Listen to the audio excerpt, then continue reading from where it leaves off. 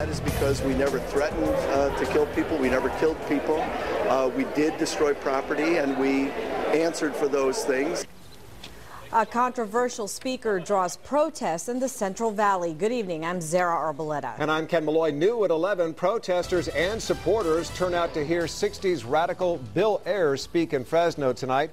Back in the 1970s, he bombed the Capitol, the Pentagon, and other buildings. He is now a college professor, and he spoke at a Fresno church tonight.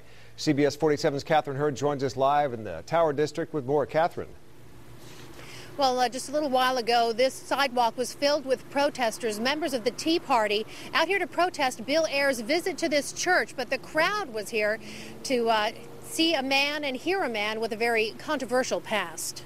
I'm no more a person of the 60s than I am a person of the 40s and a person of today. Bill Ayers spoke to a crowd of more than 100 people at a Fresno church. They came to hear about his role as an anti-war protester in the 60s as part of the Weather Underground. We were never a terrorist organization, and that is because we never threatened to kill people. We never killed people. We did destroy property, and we answered for those things. The Weather Underground was linked to bombings of government buildings in the 60s. Because of that, his talk in Fresno was moved from a state office building downtown to the church. Ayers is now a professor of education at the University of Illinois at Chicago, but some still see the radical side of his from the 60s. He's an unrepentant domestic terrorist. More than 50 protesters, members of the Tea Party, picketed Ayers' speech, sometimes getting into shouting matches with his supporters. Don't get flustered by it. It's okay. But it did not stop those who wanted to hear what Ayers had to say.